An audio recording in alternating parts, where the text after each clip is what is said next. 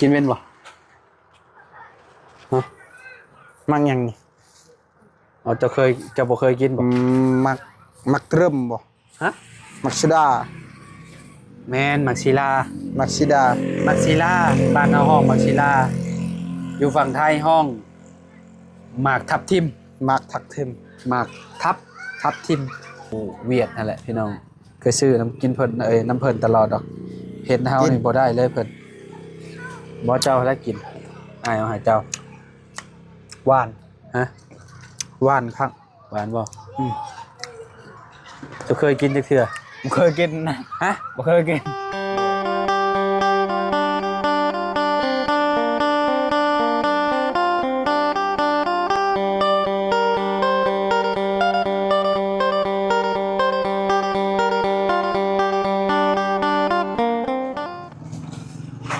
สบายดีสวัสดี FC เบิร์สสู่คนเนาะพี่น้องมาพบมาพ่อกันอยู่พี่น้องเนาะอยู่ที่สวนครัวน้องซอนพี่น้องเนาะว้าวเฮ็ดหยังบาดนี้อู้สบายดีน้องสวัสดีโอ้เรียบร้อยปลูกแล้วแหละโอ้พี่น้องเนาะปลูกยังแน่นี่ปลูกผักโดยผักของกินอันนี้ผักยังนี่ผักบัวใช้ผักบัวนั่นบ้านเจ้าห้องผักบัวนี่โดย ผักหอมป้อมฮะผักชีบ่โดยผักชีพูนผักบัวเนาะโดยอันนี้ผักบัวหัวใหญ่เนาะโดยว่ะเป็นยังอันนี้ลงแล้ว ฝั่งนี้ปลูกยังไงนี่ประกาศบ่ผักกาดจักผักอันยังพอของปลูกบ่เห็นหอยมันเลยหากระวานบางเช้านี่รอดบ่นี่ด้วยจังได๋โดยฝั่งนั้นมันจนยาวเลยพี่น้องเอ้ยเนาะบ่ได้ปลูกผักเทียมบ่ผักแตงปลูกแล้วบ่ปลูกแล้วเรียบร้อยมื้อนี้ไปไสมาหาน้องไปก้นมันไผมันตัวเองนี่นะมันหมูเอาแห้งกันไปเอาแห้งโดยหากระกับมานี่บ่นี่โดยหากระกับมาอ๋อไปแต่จังโมง12 โมงแต่12 โมงโดย12 โมงกลางคืน2 โมงกลางวันว้ายข่อยมาก็บ่เห็นเจ้าซะตอนเห็นแหละข่อยไปพุ่นกับบ่าวเคลาอ้ายมาตอนประมาณจังโมงแล้วก็บ่าวไล่ประมาณ10 โมงมาเห็นเจ้าเงียบกิ๊บอยู่ในเฮือนเจ้าล็อกแหลกเมียนเรียบร้อยก็คิดว่าน้องซอนไปใส่เด้วะเนาะบ่เห็นเพิ่นจะไปกับเคยล่ะโดยบ่เคยล่ะหากับเมื่อบ่เลยนั่นแหละจักละบ่เห็นเมื่อแต่นั้นละเราไปเบิ่งเฮาไปคนมันอยู่ส่วนมันกับเจ้าลายบ่น้องลายและมันเขาลายและประมาณ2 เฮกตาร์เมื่อนไปอีกบ่ไปอีกแหละยังมาขึ้นอีกไปจนเขาแล้วไปแล้วเนาะโดยเขาแล้วเรียบร้อยจังมาลุยของเฮาบัดนี้ติโดยยังเอาแห้งหมูต่ออีกไปเอาอันครอบครัวอื่นอีกโดยบ่แม่นว่าเอาแต่มันก็บ่ได้เอาพ่อใหญ่บ่ได้ไปบ่ไผพ่อเจ้าบ่ได้ไปมือก่อนมือขึ้นเราไปไผให้ไปคนเฒ่าสิไหว้บอกขึ้นมันสิไหว้บ่ก่อนมันอันนี้แอลหักก่อนนี่คายนะให้มันเก็บแต่มากซื่อแล้วก็ตัดมากมันงัดเอาบ่โดยนี้งัดใส่เล็กงัดเนาะนี่งัดขนาดเฮาเป็นวัยรุ่นแต่แท้ยังเมื่อยเนาะแบบเพื่อมันสิทอนขึ้นนะพี่น้องเนาะโดยยากเติบอยู่เนาะถ้ามันแบบโตที่ว่าดินมันอ่อนมันยังน่ะสิงัดขึ้นง่ายอยู่โดยจะไปง่ายอย่าบ่ซะโตที่เจ้าจะไปนี่อยู่พุ่นนะแม่นเข้าทางพุ่นบ่ว่าถอนง่ายอยู่บ่ง่ายลายบ่คนไปถึกมันแข่งกับแข่งลายประมาณ26 คนพุ่นโดยโอ้มีเหนื่อยแล้วเนาะสมุนงามแล้วเนาะ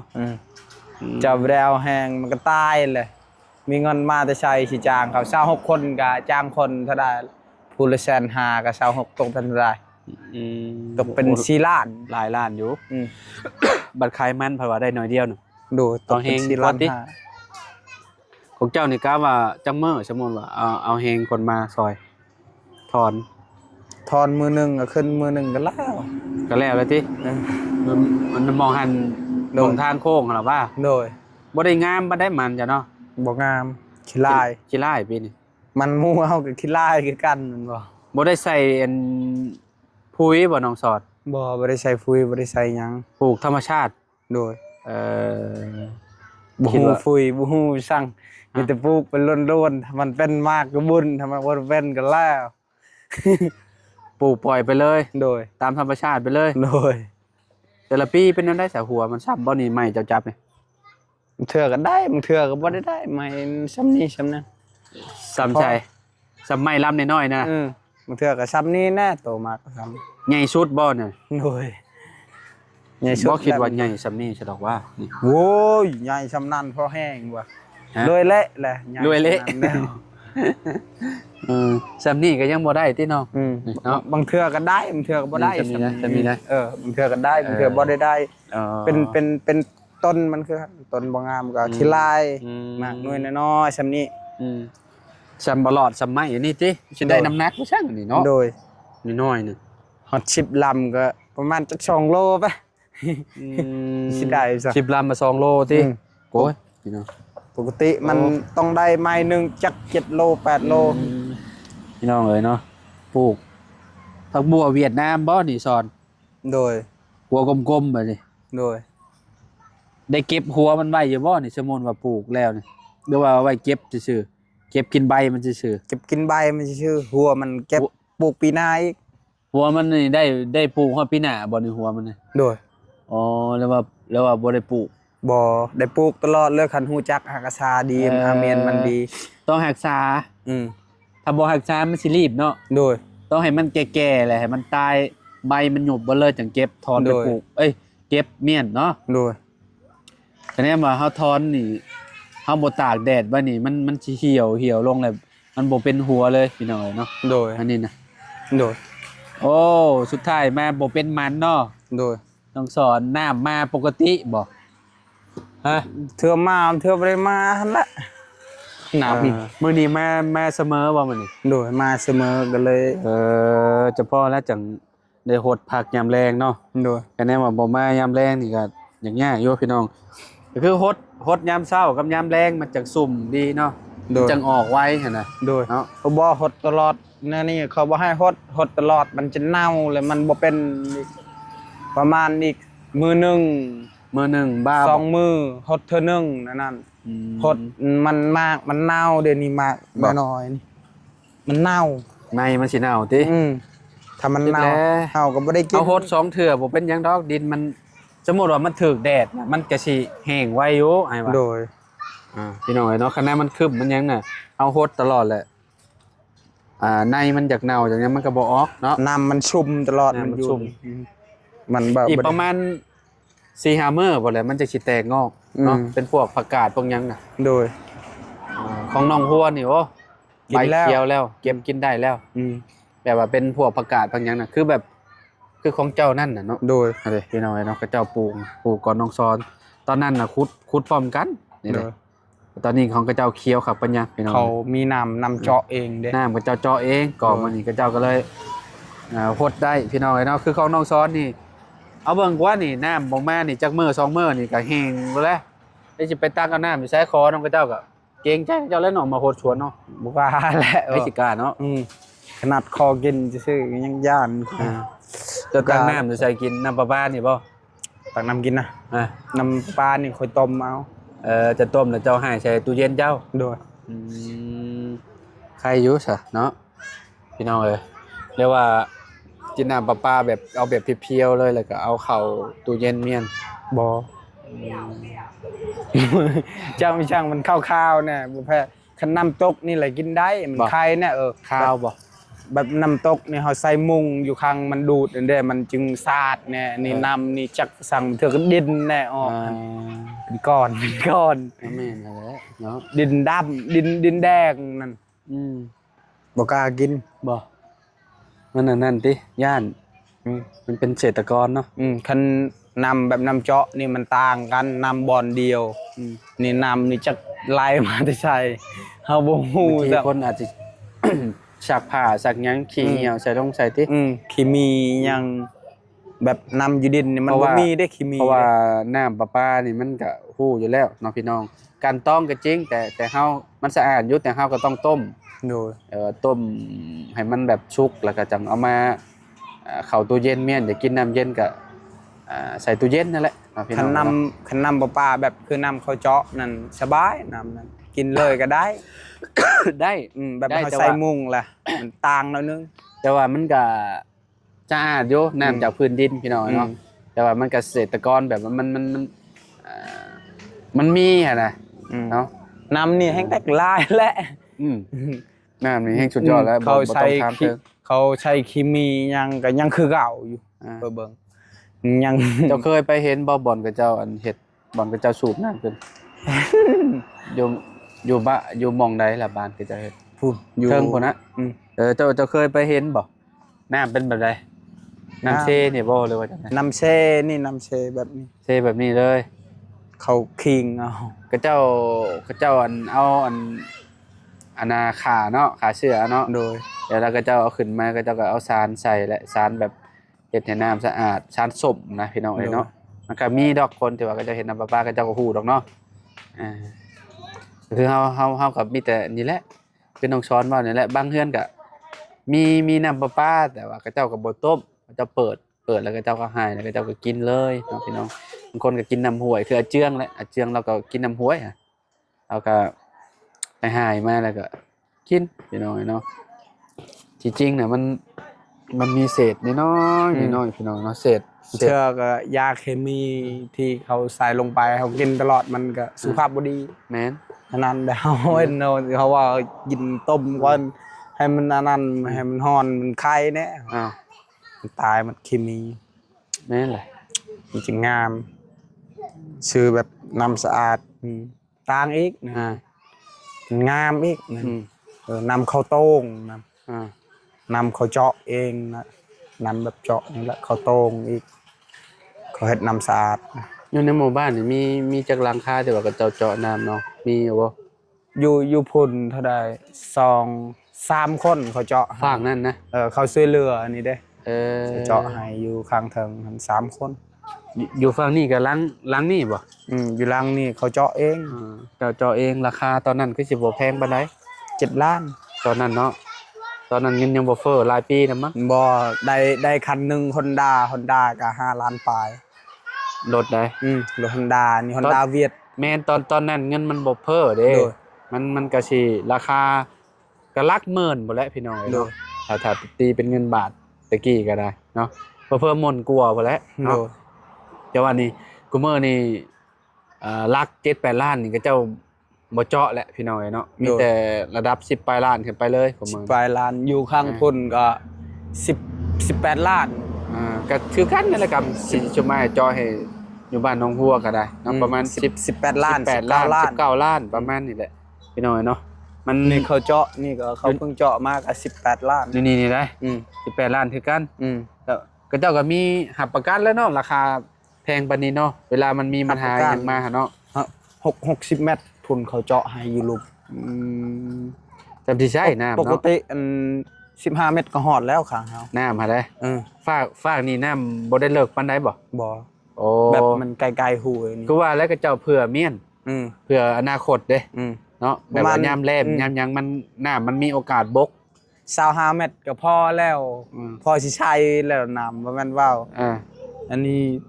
60 เมตรพุ่นฮอดลุมโว้ยช้ำสิ เจ้า